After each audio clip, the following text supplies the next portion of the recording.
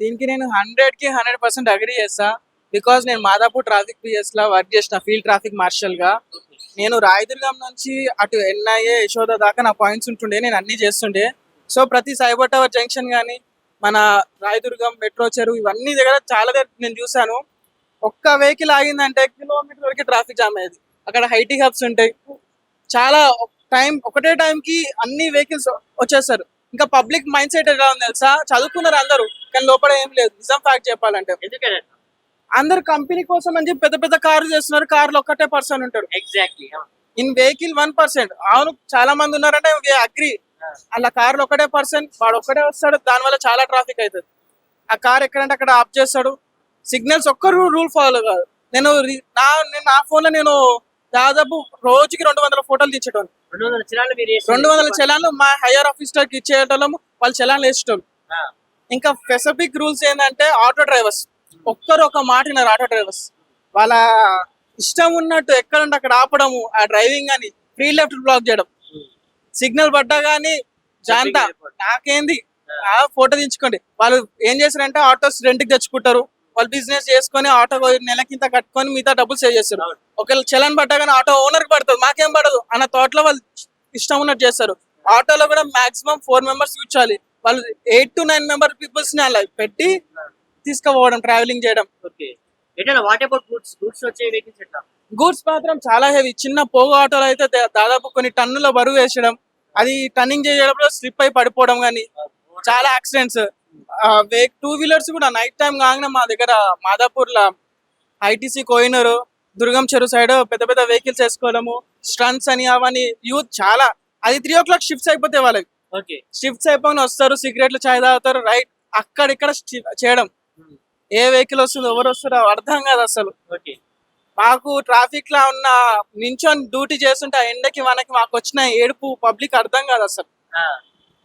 ఇప్పటికీ అడ్డోలే చలాలు కుడుతున్నారు కొంతమంది అంటుంటారు, వాళ్ళకే చెప్పు.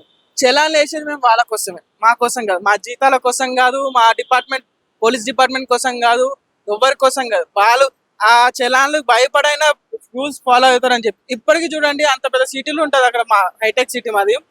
ఒక్కరు హెల్మెట్ పెట్టి వాడుకోరు, హెల్మెట్ ఒక్కరు కూడా వాడరు. చదువుతో అంత పెద్ద పెద్ద బిఏలు ఎంబీఏలు బీటెక్లు చేస్తారు, పెద్ద పెద్ద కంపెనీలో వర్క్ చేస్తారు. సదర్లాండ్ అని, విప్రో అని, స్కైవే అని చెప్పి అంత పెద్ద కంపెనీస్ చేస్తారు. ఒక్కరు హెల్మెట్ వేసుకోరు, ట్రాఫిక్ రూల్స్ పాటించారు. ఒక్కరు ట్రాఫిక్ రూల్స్ పాటించారు. చదువు లేని వాళ్ళు పాటిస్తారు, చదువు లేని వాళ్ళు ట్రాఫిక్ రూల్స్ పాటిస్తారు. అరే చిన్న చిన్న పిల్లలు ఉంటారు, ఇంత పిల్లలు బ్యాటరీ బైక్స్ వేసుకొని నడుపుతున్నారు. పట్టుకుంటే ఇది బ్యాటరీ బ్యాగ్, నీకు ఈ నెంబర్ ప్లేట్ లేదా అంటారు. దాని మీద ఎన్ని యాక్సిడెంట్స్ అయినాయి ఇప్పటిదాకా ఆన్ రికార్డ్ ఎవరు తెలియదు తెలుసా. చిన్న చిన్న బస్తీలలో గల్లీలలో చాలా యాక్సిడెంట్స్ అయినాయి వాళ్ళ. ఓకే. ఏమంటారు, ఒక విధంగా హైదరాబాద్ లో ట్రాఫిక్ ని నిర్మించాలి అన్న, ఇన్ కేస్ ఆఫ్ హైదరాబాద్ లో ట్రాఫిక్ ని నిర్మూలించాలి అన్న, లేదు ఒక యాక్సిడెంట్ ని తప్పించాలన్నా కూడా ఎటువంటి ఇనిషియేటివ్ తీసుకోవాలి గవర్నమెంట్ నుంచి కానీ ట్రాఫిక్ డిపార్ట్మెంట్ నుంచి కానీ? గవర్నమెంట్ చేసిందంటే ఒక పెద్ద తప్పు. వాళ్ళకి పెద్ద పెద్ద బిల్డింగ్స్ లకు పర్మిషన్ ఇచ్చేసారు. పర్మిషన్ ఇచ్చేసరికి పాపులేషన్ ఆటోమేటిక్ పెరిగిపోతుంది. ఒక 5 floors ఉంటుంది, అలా 100 మెంబర్స్ ఉండొచ్చు అనుకోవచ్చు. అలా 30 చేసినాం అనుకో అన్లిమిటెడ్ అయిపోతుంది. ఎవరు వస్తారో ఎవరు పోతారో తెలియదు. సో పార్కింగ్ సరిపోదు, అన్ని వెహికల్స్ ఒకటేసారి బయటకు వస్తే సరిపోదు, రోడ్స్ సరిపోవు. యాక్చువల్లీ 30 feet ఉన్న రోడ్స్ ని ఇలా షాప్స్ పెడతారు, దాని ముంగడ వెహికల్స్ పెడతారు. అక్కడ నియర్ బై ఉన్న వాళ్ళకి ఏమంటారు ఎంప్లాయ్మెంట్ దొరుకుతుందని చెప్పి వాళ్ళు అనుకుంటారు సెల్ఫ్ గా. కానీ వాళ్ళ వల్ల ట్రాఫిక్ ఎంత జామ్ అవుతుందో మాకు. మీరు హైటెక్ సిటీ మెట్రో కిందికి వెళ్ళండి, లైన్ షట్టర్స్ ఉంటాయి, వాటి ముందు ఎన్ని వెహికల్స్ ఉన్నాయో అంత ట్రాఫిక్ జామ్ అవుతుంది. వెహికల్స్ వల్లనే. ఏం చేస్తున్నారు డిపార్ట్మెంట్ నుంచి, ఏం చేస్తున్నారు డిపార్ట్మెంట్ అనేది ఇంకా చేయాలంటే ఇంకా రిక్రూట్మెంట్ చేయాలి, ఇంకా కొత్తగా రిక్రూట్మెంట్ చేసుకొని ఇంకా మనుషులను పెట్టి ట్రాఫిక్ ఎప్పుడప్పుడు క్లియర్ చేస్తూ చూడాలి. సిగ్నల్స్ దగ్గర 30 seconds పెడతాం, ఓన్లీ 30 seconds పెడతాం. ఆ 30 seconds కి దాదాపు ఒక 300 meters దాకా పెరిగిపోతుంది ట్రాఫిక్. 30 seconds లోపే. మాకు సైబరాబాద్ ఫ్లైఓవర్ ఉంటది, ఆ ఫ్లైఓవర్ అయితే తెలుసా ఎంత జామ్ ఉంటుంది, అంత జామ్ ఉంటుంది, అంత హెవీ ట్రాఫిక్ ఉంటుంది అక్కడ అయితే. ఓకే. అసలు ఎవ్వరు ట్రాఫిక్ ఫాలో అవ్వరు. ఎంత మా సైబరాబాద్ డిపార్ట్మెంట్ కిందకి వస్తుంది మాది కమిషనరేట్, ఎంత స్ట్రిక్ట్ రూల్స్ పెట్టినా కానీ ఎవ్వరు ఫాలో అవ్వట్లేరు. దీనికి గవర్నమెంట్ ఏం చేయాల్సిందంటే ఇంకెక్కువ రిక్రూట్మెంట్స్. ఇప్పుడు మామూలుగా ట్రాన్స్జెండర్స్ తీసుకున్నారు, రీసెంట్ గా ట్రాన్స్జెండర్స్ తీసుకున్నారు. అట్లా వాళ్ళని కాకుండా ఇంకా చాలా మందిని తీసుకొని జాబ్ లేని యూత్ అన్ఎంప్లాయ్మెంట్స్ ఎంతో మంది ఉన్నారు కదా. ఎస్ టీజీఎస్సీలో కానీ ఏపీలో కానీ అన్ఎంప్లాయ్మెంట్స్ చాలా ఉన్నాయి. అవును. మన కేసీఆర్ టైం నుంచి చూస్తే ఒక్క నోటిఫికేషన్ లేదు. సో ఆయన దిగిపోయే మామూలుగా ఎలక్షన్స్ ముందు 2 or 3 నోటిఫికేషన్ ఇచ్చాడు. సో అది హైకోర్టు గ్రూప్ 1 సో ఎగ్జామ్ అది ఇది అయ్యిందని చెప్పాడు. ఇప్పటికీ రేవంత్ రెడ్డి నోటిఫికేషన్ ఇవ్వట్లేదు. అఫీషియల్ గా రేవంత్ రెడ్డి వచ్చినప్పటి నుంచి ఒక్క నోటిఫికేషన్ లేదు. మనకి ఎడ్యుకేషన్ డిపార్ట్మెంట్ మినిస్టర్ లేరు, హోమ్ మినిస్టర్ లేరు. తెలంగాణ వచ్చి సంవత్సరం హోంశాఖ మంత్రి, ఎడ్యుకేషన్ మినిస్టర్ లేరు, ఏ మినిస్టర్ చక్కగా లేరు. ఇక ఆయన నోటిఫికేషన్ ఏమి ఇస్తాడు చెప్పండి? ఏపీలో అయితే ఇస్తా అన్నాడు. మార్చి ఏంటంటారు ఒక విధంగా ఈ రోజు మంత్రి పదవులు ఇవ్వలేకపోతున్నారంటే అంత కెపాసిటీ ఉన్న లీడర్స్ లేరంట మరి. ఏదన్నా కానీ ఢిల్లీకి వెళ్ళి హైకమాండ్ నుంచి తెచ్చుకునే పరిస్థితి ఏంది? మీకు కేబినెట్ లా మీకు సెలెక్ట్ చేసే అంత కేపబిలిటీ లేదా మీకు? మీరు ఒక మినిస్ట్రీ అంటే ఒక మంత్రివర్య భేటీని ఒక చేపించుకోవాలంత వాళ్ళకు కూడా ప్రతి ఎంపీటీసీ, జెడ్పీటీసీ, ఎమ్మెల్యే, సర్పంచ్ నుంచి కూడా హై కమిషన్కి వెళ్ళాలి, అక్కడికి వెళ్ళాలి. చైర్మన్, జిల్లా పరిషత్ కానీ డిస్ట్రిక్ట్ చైర్మన్ కానీ ఏదన్నా కానీ అక్కడికి వెళ్ళి అడగాలి.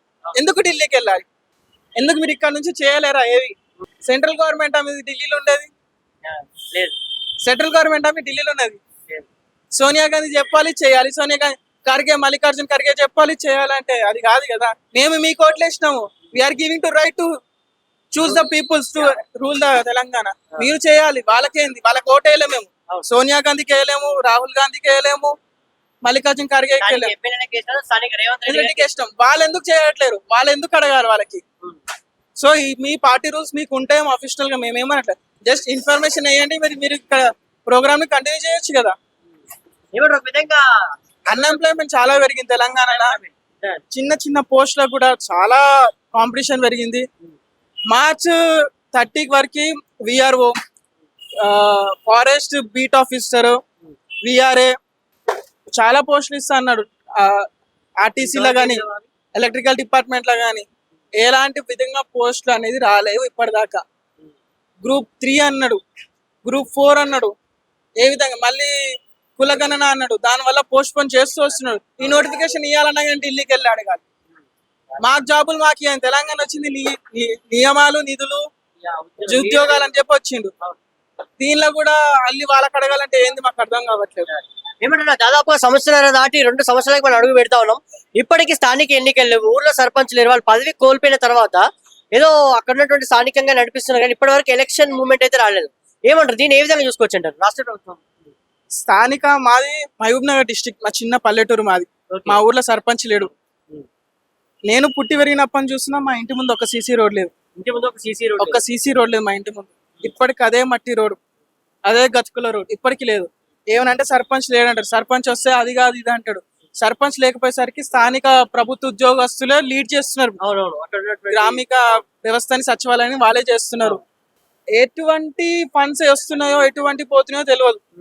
దాదాపు సెంట్రల్ గవర్నమెంట్ నుంచి కొన్ని 100 కోట్లు రావాలి సర్పంచ్ వాళ్ళ అకౌంట్లకి. డెవలప్మెంట్ పంచాయత్ రాజ్ అంటే యాక్ట్ ప్రకారం రావాలి. సర్పంచ్ లేనప్పుడు సెంట్రల్ గవర్నమెంట్ డబ్బులు ఆపేస్తుంది. వీళ్ళేమంటారు? సెంట్రల్ గవర్నమెంట్ డబ్బులు ఇవ్వట్లేదు, మేము ఎట్లా డెవలప్ చేయాలి అంటారు. ఇక్కడ సర్పంచ్ కావాలంటే ఎలక్షన్స్ పెట్టాలి. ఎలక్షన్స్ పెట్టాలంటే హై కమిషన్ కి వెళ్ళాలి. మళ్ళీ కాంగ్రెస్ హై కమిషన్ అడిగితేనే మేము ఎలక్షన్స్ పెడతా అంటారు. వాళ్ళు చెప్పరు. కేబినెట్ లో ఏం డిసైడ్ చేస్తారో ఏందో అర్థం కాదు. గ్రామ పంచాయతీలో కానీ మున్సిపాలిటీలో కానీ ఇంతవరకు అంటే దాదాపు 2 సంవత్సరాల వరకు సర్పంచ్ లేకుండా ఎలా ఏ విధంగా వాదించుకోవచ్చు? ఇదైతే ఒక దౌర్భాగ్య సిచ్యువేషన్ ఉన్నామని చెప్పి అనిపించచ్చు. తెలంగాణ గవర్నమెంట్ వచ్చి ఇంత స్థాయిక ప్రభుత్వం ఉండి ఒక జిహెచ్ఎంసీ కానీ ఎంపీటీసీ, జెడ్పీటీసీ, సర్పంచ్లను లేకపోయేసరికి చాలా ఏమంటారు డెవలప్మెంట్ పనులు అయిపోయినాయి. అదే వాళ్ళు అప్పటి నుంచి ఉంటే ఈ పార్టీకి కాంగ్రెస్ కి చాలా హైప్ వచ్చేది. ఆల్రెడీ 4 స్టార్ రేటింగ్ ఉంది, ఫ్రీ కరెంట్ అదేది అని చెప్పి. ఇప్పుడు వాళ్ళు చేసి ఉంటే అది రేటింగ్ ఉండేది. ఇప్పుడు ఆ రేటింగ్ పడిపోయింది ఆల్మోస్ట్.